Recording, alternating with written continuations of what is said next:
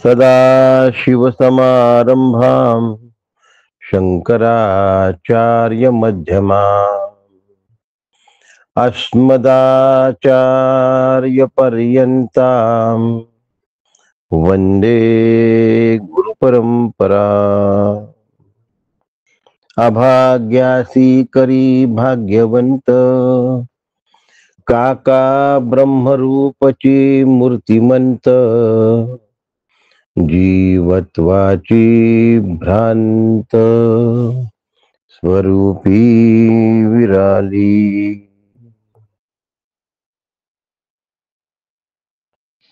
सद्गुरुनाथ महाराज की जय।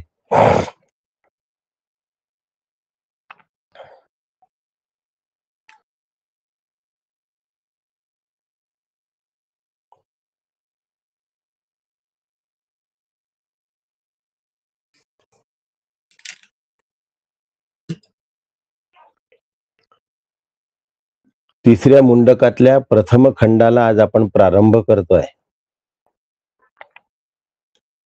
कोणत्याही खंडाला प्रारंभ करण्यापूर्वी दोन खंडांची आपसामध्ये काय जुळवणूक आहे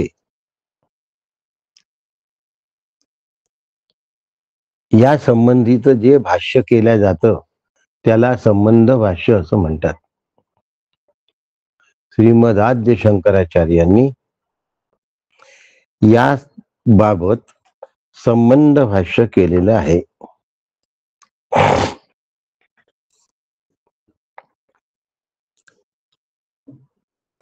आणि त्यानंतर तिसऱ्या खंडातल्या तिसऱ्या मुंडकातल्या पहिल्या खंडातला पहिल्या मंत्राचा प्रारंभ आहे। म्हणून आपण आज संबंध भाष्य पाहूया। याला संगती भाष्य सुद्धा म्हणतात। आता पूर्वीचे जे दोन मुंडक झाले, प्रथम मुंडक आणि द्वितीय मुंडक, प्रथम मुंडकातला प्रथम खंड द्वितीय खंड, द्वितीय मुंडकातला प्रथम खंड द्वितीय खंड, असे जे प्रथम आणि द्वितीय मुंडक झाले त्या मुंडकामध्ये सर्वश्रेष्ठ असलेली पराविद्या सांगण्यात आली।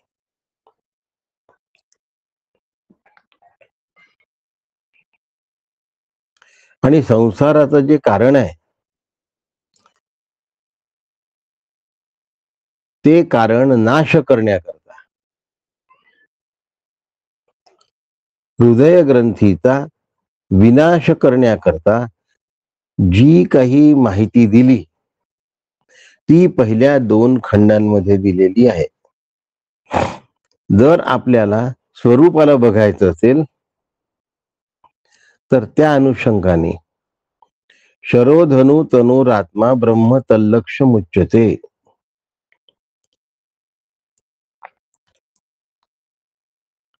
आत्मस्वरूपाच्या साधनेसाठी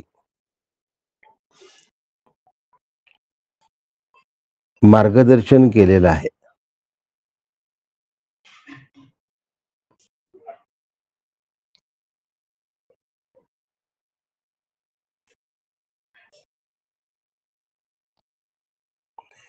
या अनुषंगिक जर आपण मागल्या श्लोकांचा थोडासा विचार केला तर आचार्यांनी असं का सांगितलं की ज्याच्यासाठी आपल्याला तिकडे यावं लागेल, ह्याचं उत्तर आपल्या समोर स्पष्ट येतं। आणि ते 9व्या मंत्रापासून म्हणजे भिद्यते हृदय ग्रंथी छिद्यन्ते सर्व संशयः क्षीयते चास्य कर्माणि तस्मिन् दृष्टी परावरे। ब्रह्म पूर्वेलाही आहे, ब्रह्म पश्चिमेलाही आहे। आणि अविद्यायुक्त अशा ज्या ग्रंथी आहेत त्या ग्रंथीचा नाश झाला पाहिजे, त्या ग्रंथी खलास झाल्या पाहिजे, त्या ग्रंथी संपून गेल्या पाहिजे।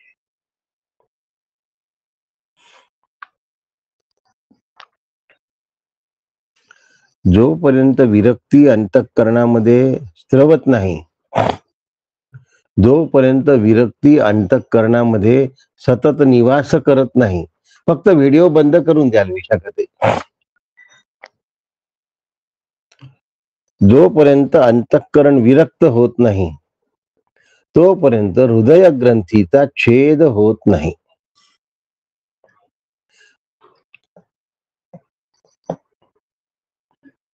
आणि असा छेद झाला की ब्रह्मतत्वाचं आकलन होणं सोपं होऊन जातं.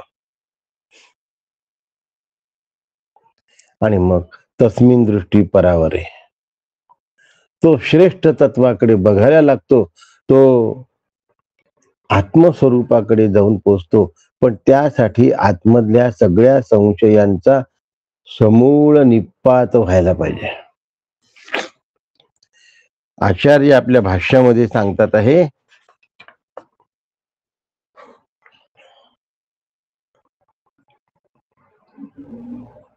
इति वेदांत डिंडिमा म्हणजे घोष, वेदांताचा घोष आहे.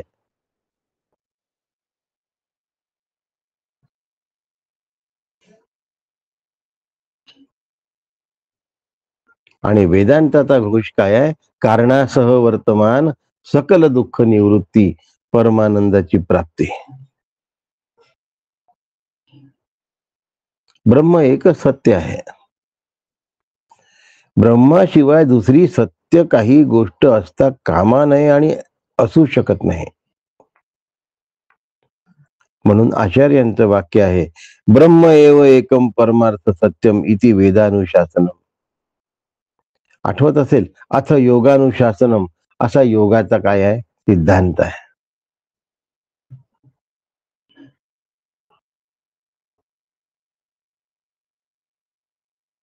योग शब्दाचा अर्थ अनुशासनच आहे.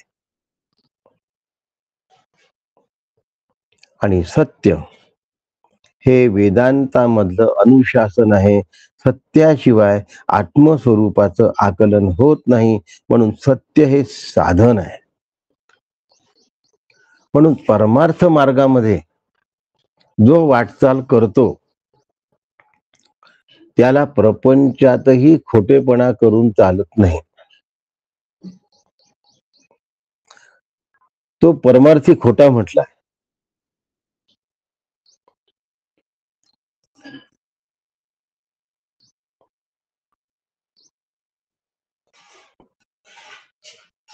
प्रपंचाबद्दल ज्याला खरेपणाने म्हणजे प्रामाणिकपणाने जगता येत नाही तो परमार्थ करू शकत नाही. त्याचा परमार्थ झाल्यासारखा वाटला तरीही होत नाही. म्हणून न्याय, नीती आणि धर्म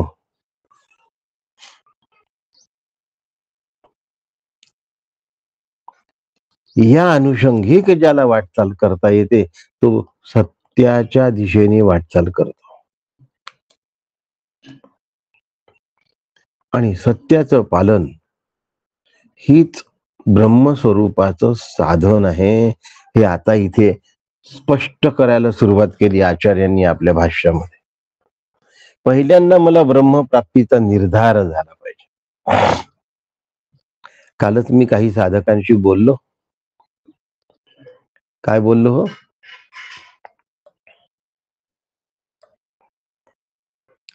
ऐकावं असं वाटतं, ऐकण्यामध्ये खंड नाही. ज्या गावाला जाऊन त्या गावावरून सुद्धा आम्ही ऐकतो आहोत. पण आम्हाला ब्रह्मप्राप्ती झाली पाहिजे याशिवाय माझ्या जीवनाची कृतार्थता नाही ही तरफड नाही आहे आतमध्ये. आणि ही तरफड नसल्यामुळे सत्याच्या अनुषंगिक साधन, सत्य हेच साधन आहे, लक्षात घ्या. उपनिषद आहे, इथे असं वेगळे वेगळे साधन नाही सांगितले जात. उपनिषदामध्ये एकच साधन सांगितलं जातं, त्याला सत्य असं म्हणतात. म्हणून सत्याचा निर्धार, सत्याचा निश्चय हा मागच्या 2 खंडांमध्ये केल्या गेलेला आहे.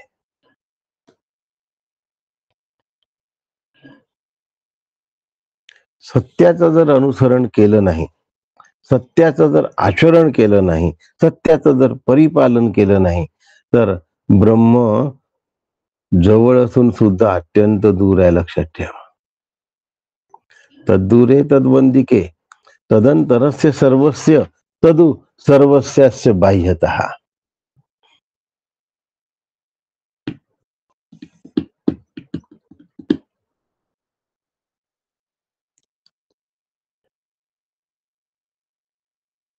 परा आणि अपरा दोन प्रकृतींचा विचार करत असताना अपरा ही त्याज्य आहे. कामा यस्य हृदिश्रिता, ह्या ज्या कामना नावाच्या ग्रंथी आहेत ना, या अपरा विद्येतून आलेल्या आहेत आणि त्या जीवाचं वाटोळं केल्याशिवाय सोडत नाही. हृदयस्थित हा म्हटलाय, आपण हृदयात कोणाला ठेवतो? जे आपल्या अत्यंत जवळचं असेल ते आपल्या हृदयात असतं.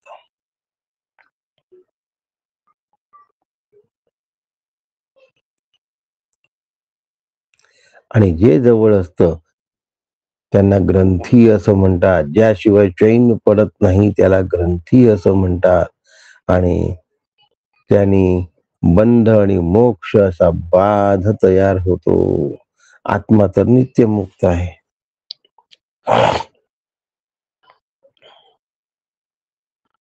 आत्मा कायम नित्यमुक्त आहे.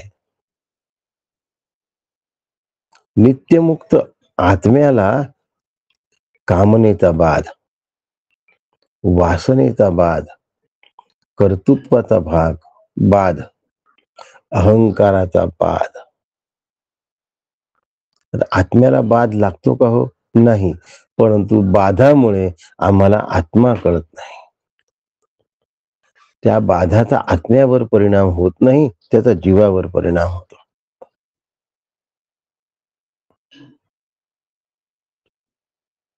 म्हणून ब्रह्मस्वरूप हाच पराविद्येचा विषय आहे. आणि जगत, वासना आणि कामना हा अपराविद्येचा विषय आहे. यदृश्यम तत्सत्यम अपराविद्या. जे जे मला दिसतं ते सगळं खरंच वाटतं. हो, काय खोटं वाटलं आजपर्यंत?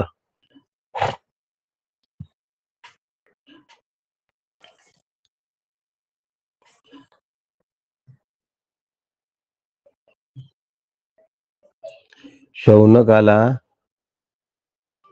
पूर्ण ज्ञान प्राप्त झालं पाहिजे, हा अंगिराचा उद्देश आहे.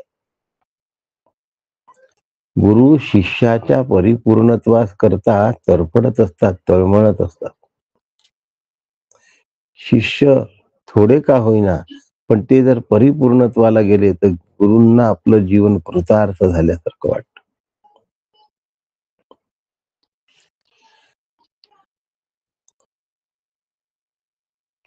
आणि आत्म्याची ही जी गहन गती आहे ही फक्त वृत्तीने जाणल्या जाते.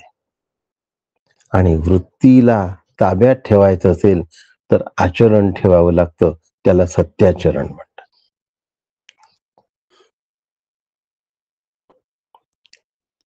असा सत्याचरण करणारा जो पुरुष, त्याला धैर्यवान पुरुष असं म्हणतात, त्याला विवेकी पुरुष असं म्हणतात.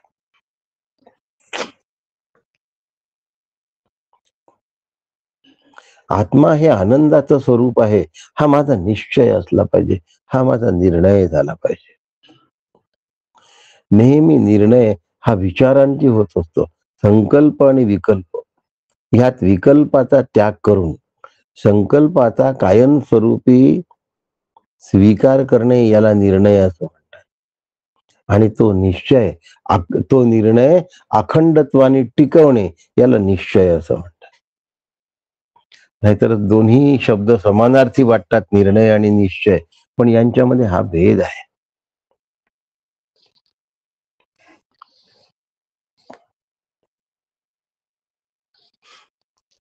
आमचा निर्णयच होत नाही.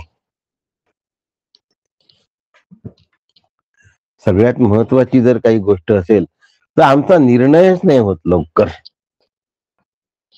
मग निश्चय कधी होईल? मी ब्रह्म आहे हा निर्णयच नाही झाला. मी ब्रह्म आहे या वृत्तीतून असंगत्वाने मी कधी वागेल, साक्षीत्वाने मी कधी राहील, निर्भयत्वाने मी कधी राहील, असंगत्वाने मी कधी राहील. हे जेव्हा राहणं सुरू होतं तेव्हा आम्ही निर्णयाला निश्चयामध्ये रूपांतरित केलं असा त्याचा अर्थ.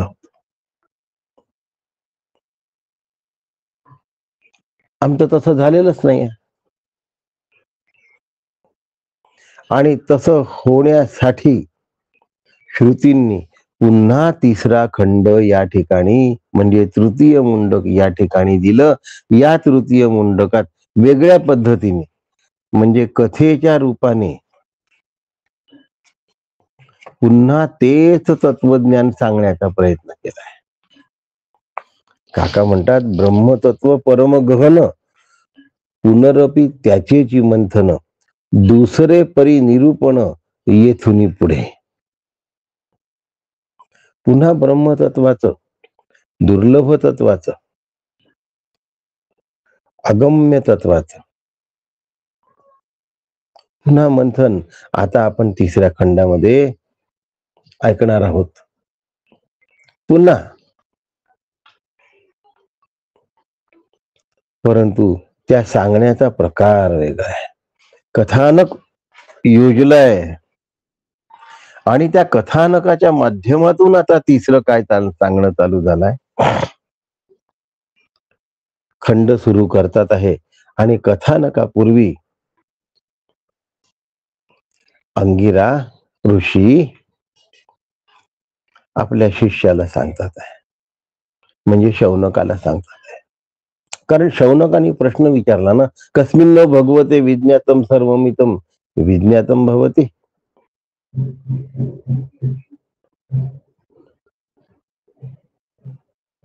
ज्याचं ज्ञान घेतल्यानंतर सगळ्या विश्वाचं ज्ञान होतो ती गोष्ट कोणती. आणि अंगिरा ऋषी सांगतात पराच अपराच, पराच आणि अपराच. आता इथे अपराच का बरं सांगितलं गड्या. जी त्याज्य आहे तेही आम्हाला कळलं पाहिजे.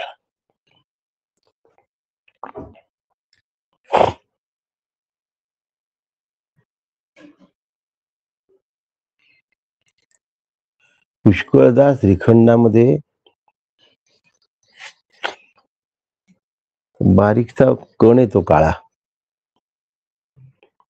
आणि अनेकदा तो विलायचीचा भुरका असतो. आता ह्यातला विलायचीचा भुरका कोणता आणि काळा भाग कोणता,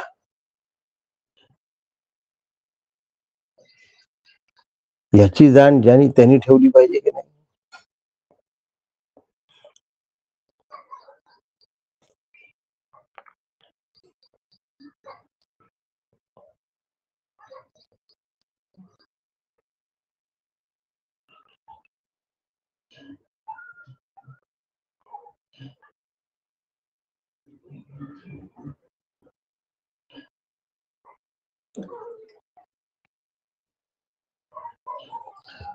अपरा आणि परा दिसायला सारख्या दिसतात.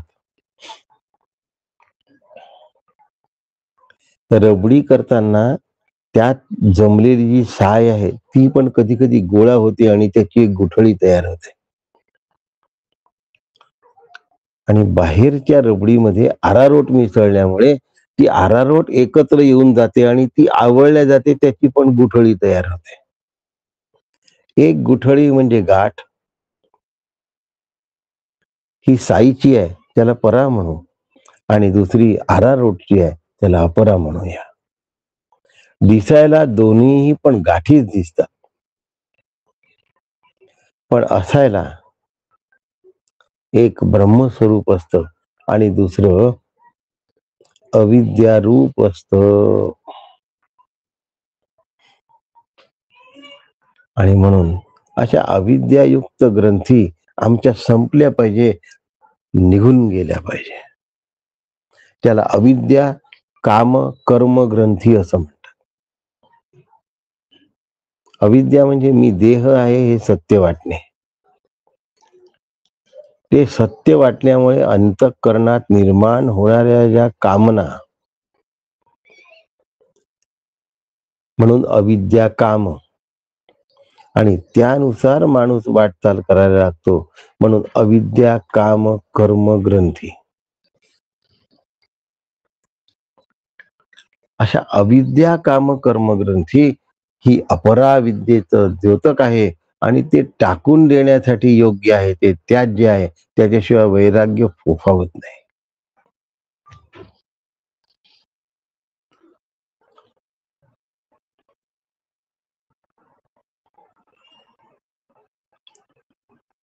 पराविद्या परब्रह्म स्वरूपाविषयीच बोलते, अन्य कशाविषयी बोलतच नाही. अपराविद्या अन्य सगळ्या विषयी बोलते, पण ती टाकाऊ आहे हेही सांगते. त्यात चारही वेद आले,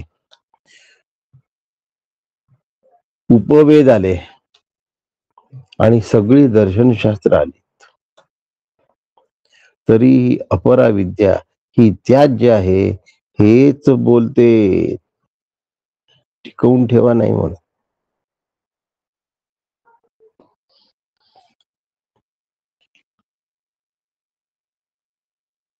विश्वाचे कारण जर जाणलं, विश्वासंबंधी सत्य जर जाणलं, आणि सत्याला अनुलक्षून जर जीवनाचं आचरण झालं, जीवन देह, जगत आणि देहानी जगलेलं जगतातलं जीवन सगळं मिथ्या आहे. पण मिथ्या जरी असलं तरी सत्याला अनुलक्षून जगावं लागतं.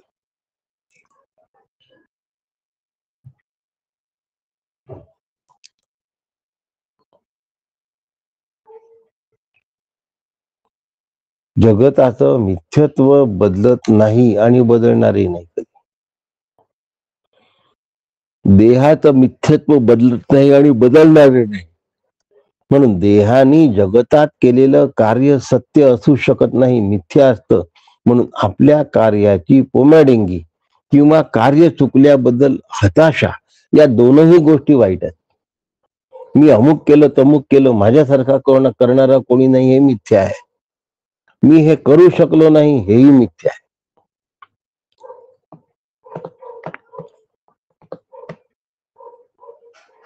म्हणून या मिथ्यातून आम्हाला सत्य स्वरूपाकडे वाटचाल करायची आहे.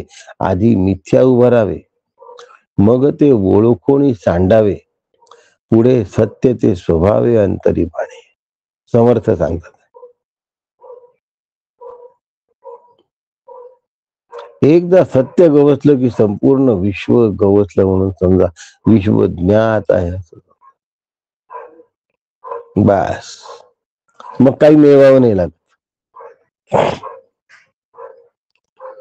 अशा पद्धतीची जर माझी वाटचाल झाली तर अपराविद्येतून मी पराविद्येमध्ये काय होतो,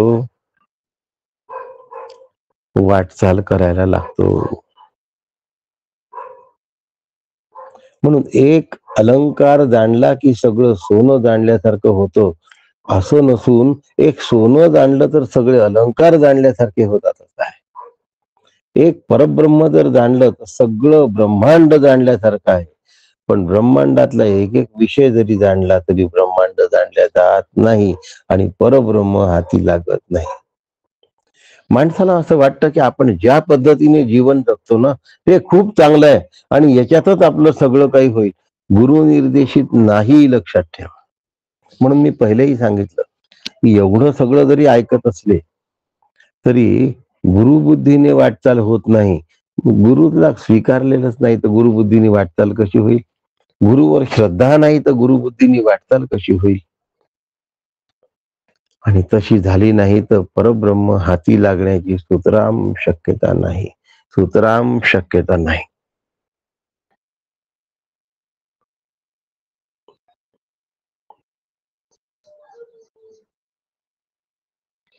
म्हणून विश्वाचं जर कारण जाणलं, सत्य असणारा पुरुष जर जाणला, तर संपूर्ण विश्व हे ज्ञात झाल्यासारखं आहे. आणि आतमधल्या अविद्या काम कर्म ग्रंथी निशेष होऊन जातात, खल्लास होऊन जातात. हा महत्वाचा भाग आहे. आणि म्हणून यापुढे श्रुतीला सत्य सांगायचं आहे.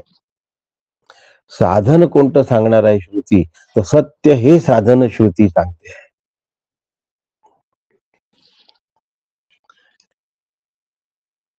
त्यासाठी माझ्या अंतःकरणाची तयारी नीट झाली पाहिजे, म्हणून आचार्यांनी संगती भाष्य लिहिलं आहे. आणि ते सांगतात की पुन्हा तेच सांगणार आहे, पण सांगण्याची पद्धत बदलते. ज्ञानाची सहाय्यकारी जर साधन कोणती असेल तर ते सत्य आहे. सत्य हे साधन आहे. त्यातून सूक्ष्म आणि दुर्विज्ञेय असा आत्मा प्राप्त होतो. परमार्थ वस्तूचा एकदा निश्चय झाला, त्या निश्चयाचं जर एकदा रूपांतर निर्णयामध्ये झालं तर आत्मवस्तू जाणणे सुलभ होतं, सहज शक्य होतं.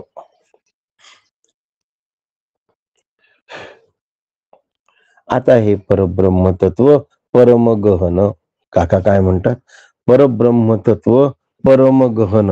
आता गहन शब्दाचा अर्थ गूढ असा. गहन शब्दाचा अर्थ गूढ असा होतो. आणि गूढ जरी असलं तरी ते परम गूढ आहे. ब्रह्मवस्तूचं स्थान ध्यानासाठी आणि त्या ब्रह्मवस्तूला लक्ष करायचंय वेधासाठी, हे सगळं आतापर्यंत सांगून झालंय. आता शिष्याला नेमकं काय कळायला पाहिजे ते कळलं पाहिजे, याच्यासाठी गुरु दृष्टांत देतात. द्वा सुपर्णा सयुजा सखाया समानम वृक्ष परिशस्व जाते तयोरन्या पिप्पलम स्वाद्यत्यन स्नन्यो अभिचाकशिती. अभिचाकशिती पहिल्या मंत्राकडे आज आपण नामोल्लेख करून थांबणार आहोत.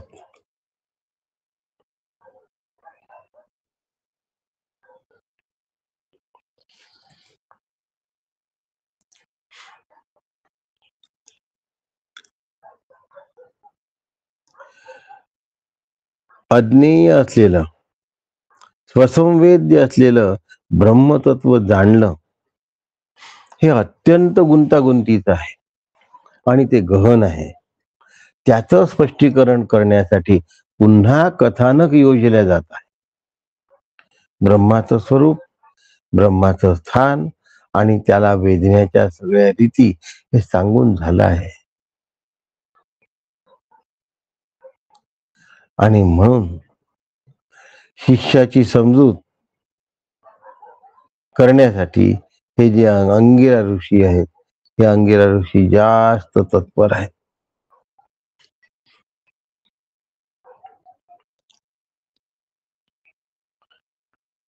परब्रह्म ब्रह्मतत्व परमगहन पुनरपी त्याचेची मंथन दुसरे परी निरूपण येथून पुढे. म्हणून त्या गहन तत्वाचंच निरूपण या ठिकाणी आता याच्यानंतर सांगितलं जाणार आहे, पण पद्धत बदलते आहे आणि पद्धत कथानकाची आहे. मला तुम्हाला हे सांगायचं आहे की 15व्या अध्यायातले पहिले 2-3 श्लोक पाहून घ्या. ऊर्ध्वमूलमद शाखम अश्वत्थम प्राहुरव्ययम.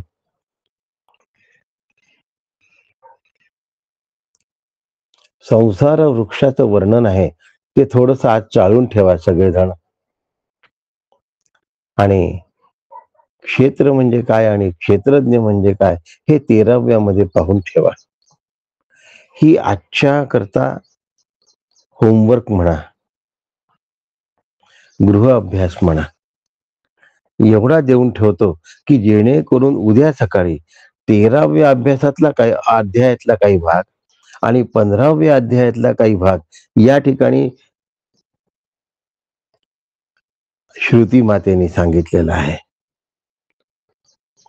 आणि मग या 2 अध्यायांच्या काही श्लोकांची क्षेत्र म्हणजे काय, क्षेत्रज्ञ म्हणजे काय, जीव कोण आहे, ईश्वर कोण आहे, उत्तम पुरुष कसा असतो आणि जगत कसं आहे, ऊर्ध्वमूलमधः शाखम, एवढं आजच्या दिवस तुम्ही पाहून ठेवा अशी माझी तुम्हाला सांगणं आहे. आणि याचा सगळा उहापोह उद्या सकाळच्या प्रवचनामध्ये आपण करू. तृतीय मुंडकातला पहिला मंत्र म्हणून आज या ठिकाणी आपण थांबूया. आपल्या सगळ्यांना बरेच दिवसानंतर भेट झाली म्हणून आनंद झाला. आज आपली संख्या 98 आहे. 97 ते 98. उद्या सगळेजण बरोबर जॉईन होऊन शतकाच्या पार आपण जाऊया, यात काही शंका नाही. फक्त थोडा 13वा अध्याय आणि 15वा अध्याय ओव्हरलोक करून घ्या, म्हणजे उद्या समजायला सोपं जाईल. आपल्या सगळ्यांना वंदन करतो आणि सगळ्यांच्या भेटीसाठी आज मुद्दाम या ठिकाणी थांबतो. राम कृष्ण हरी. आज बोलूया तुमच्याशी थोडं. रामकृष्ण हरी.